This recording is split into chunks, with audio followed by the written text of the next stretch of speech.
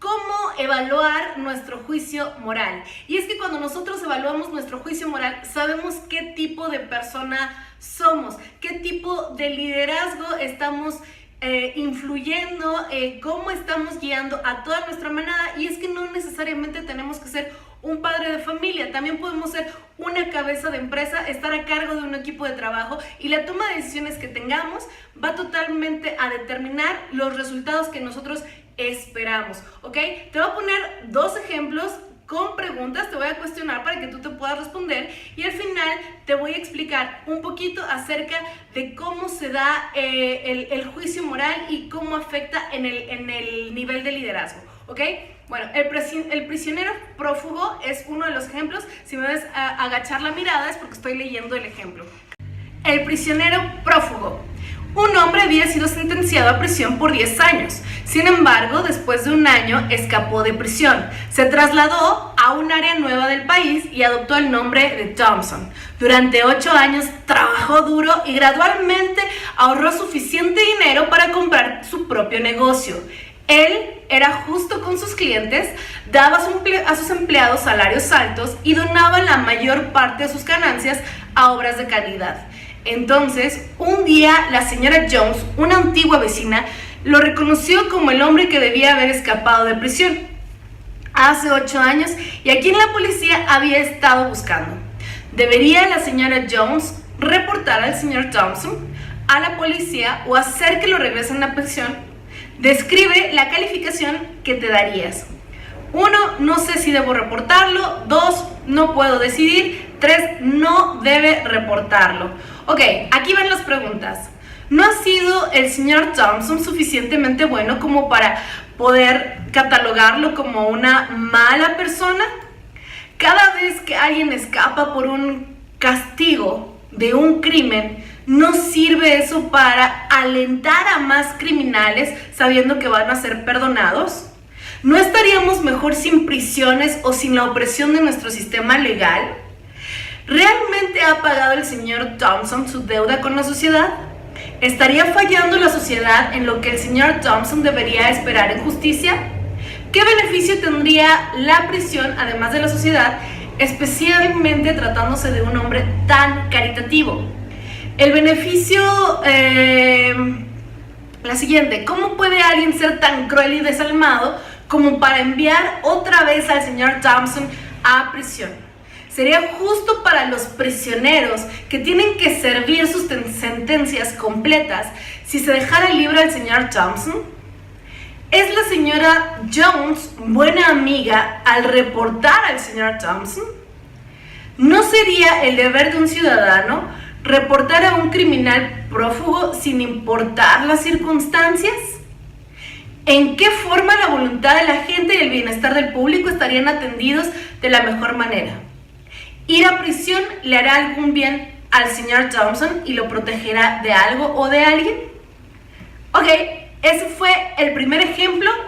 Si no lo cachaste, te sugiero que regreses un poco el video hasta que puedas masticar las preguntas que hicimos y el ejemplo nuevamente. Voy con el segundo ejemplo, el dilema del médico. Una mujer se estaba muriendo de un cáncer incurable y le quedaba únicamente 6 meses de vida. Sufría por terribles dolores, pero estaba tan débil que una dosis tan fuerte como un analgésico como morfina probablemente la mataría. Ella deliraba del dolor y en sus periodos de calma le pedía a su médico que le suministrara suficiente morfina para matarla. Ella decía que no podía soportar el dolor y que de cualquier manera moriría en unos meses.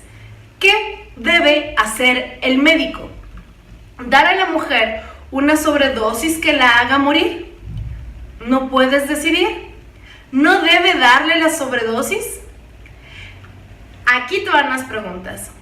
¿Esta familia de la mujer debería autorizar darle la dosis? ¿Está el médico sujeto a las mismas leyes que los demás médicos? ¿Estarían mejor las personas sin que la sociedad rija sus vidas y hasta sus muertes? ¿Debería el médico hacer que la muerte de la mujer por una sobredosis pareciera algo accidental? ¿Tiene el Estado el derecho de obligar a continuar con la existencia de aquellos que ya no desean vivir? ¿Cuál es el valor de la muerte desde la perspectiva de la sociedad acerca de los valores personales? ¿Debe tener el médico comprensión por el sufrimiento de la mujer o debe importarle más la opinión de la sociedad? ¿Ayudar a terminar la vida de la otra persona es un acto responsable de cooperación? ¿Solo Dios puede decidir cuándo debe terminar la vida de una persona? ¿Qué valores ha establecido el doctor para él mismo en su código personal de comportamiento? ¿Puede la sociedad permitirse el dejar que las personas terminen su vida como y cuando lo deseen? ¿Puede la sociedad permitir el suicidio o el asesinato piadoso aún proteger la vida de los individuos que desean vivir? Ok, reflexiona estas preguntas, 3 minutitos y seguimos con el shot. Ok, pues bueno, ya después de que analizaste las preguntas que te acabo de realizar, junto con los 2 ejemplos, te voy a explicar los niveles de juicio moral que tenemos. El primero se llama preconvencional. Lo vas a identificar porque es un nivel de juicio moral que está autocentrado. Es decir, lo que importan son mis intereses y mi conveniencia y no me importan las consecuencias para las demás personas. Es como cuando te pasas un alto y dices, ¿doy mordida o no doy mordida? ¿Y me conviene dar mordida o no me conviene dar mordida? ¿Y por qué? Entonces, cuando tú decides dar mordida, estás actuando en un nivel preconvencional hasta cierto punto, porque lo estás viendo en función de tus propios intereses y de tus propias consecuencias, independientemente de que la regla sea no se debe dar mordida. El segundo nivel de juicio moral es el de conformidad. ¿Qué quiere decir? Que evalúo o pondero las consecuencias que pueden ser para la otra persona o un segundo allegado. Ejemplo, imagínate que tú vas manejando en un auto y que la otra persona es un copiloto.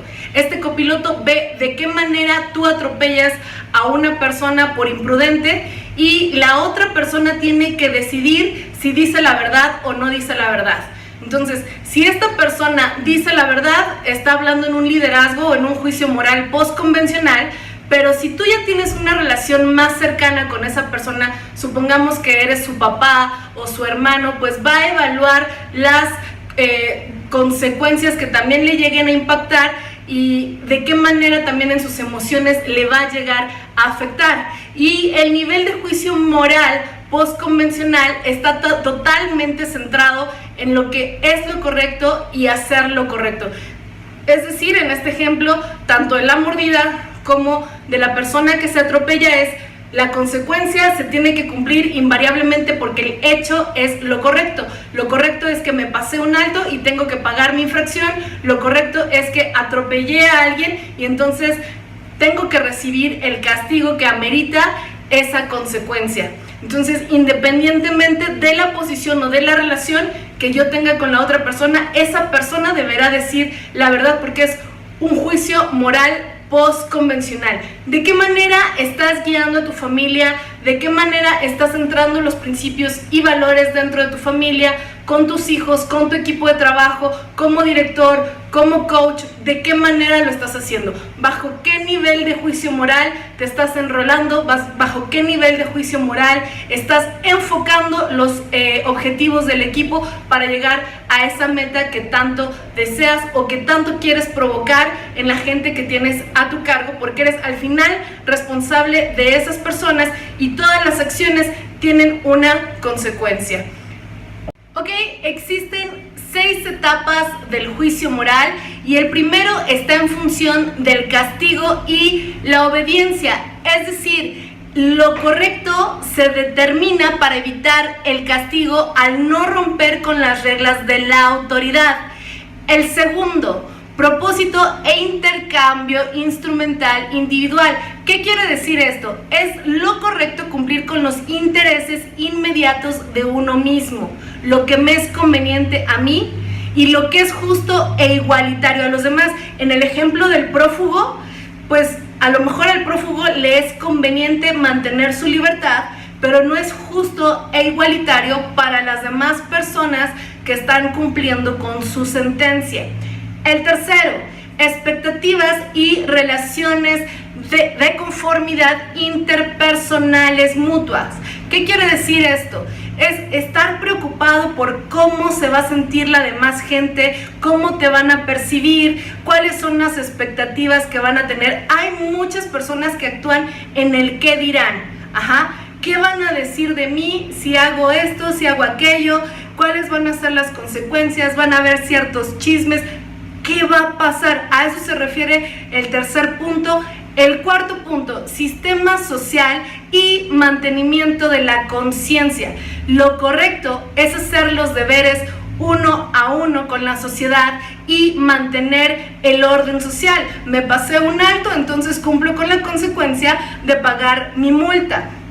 El quinto, derechos previos y contrato social o utilidad. ¿Qué quiere decir esto? Hay ciertas reglas que se ponderan cuando existe una relación. Un ejemplo chiquito, cuando una persona le pone el cuerno a otra, si a lo mejor la otra persona no estaba en el entendido que no se debía poner el cuerno, pues entonces no existe un contrato social con la otra persona y por lo tanto estoy libre de pecado.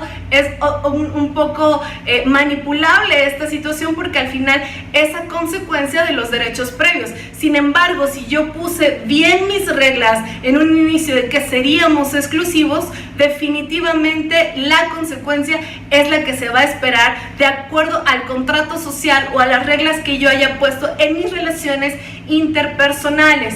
Y la sexta, que es una de las más importantes a mi juicio, son los principios éticos universales. Un principio es esa regla que me rige, que es mi círculo donde yo puedo actuar, y saliéndome de ese círculo, pues definitivamente ya estoy viviendo fuera de mi estándar. Recordemos que eso significa la palabra pecado, vivir fuera del estándar para lo cual yo fui hecho o yo fui creado, cuáles son mis reglas. Otro ejemplo chiquito es como si a un pez lo pusieras a escalar árboles, ese no es su estándar, entonces estaría viviendo fuera de sus principios o fuera de sus reglas. Esto lo podemos llevar a un contexto moral y cómo vamos a actuar dependiendo de esas reglas que la sociedad o que en mi entorno se hayan puesto. Un ejemplo de mucho dilema es el tipo de líder o el tipo de juicio moral que ocupaba Hitler. Hitler es un líder totalmente, porque bajo el concepto de liderazgo que nosotros manejamos, un líder es aquella persona que sabe lo que es correcto y hace lo correcto de acuerdo a su contexto cultural. Por lo tanto, el contexto cultural de Hitler estaba totalmente adecuado a su sociedad, a su forma de pensamiento, y todo el tiempo él estuvo pensando lo que era correcto de acuerdo a sus principios, mas no estaban aplicándose los principios universales, que es el respeto, la dignidad de la persona, el amor, entre otros muchos. Te recuerdo los 3 valores universales primarios, que es el respeto, la honestidad y la responsabilidad. Nos vemos en la siguiente sesión de liderazgo. Comparte este video, suscríbete a nuestro canal, dale share, y te recordamos que dentro del Colegio Internacional de Líderes, además de darles clases de regularización de matemáticas, física y química, basamos nuestra dirección, nuestros principios y cada una de nuestras clases en el liderazgo de la persona. Un abrazo, cuídate, bye.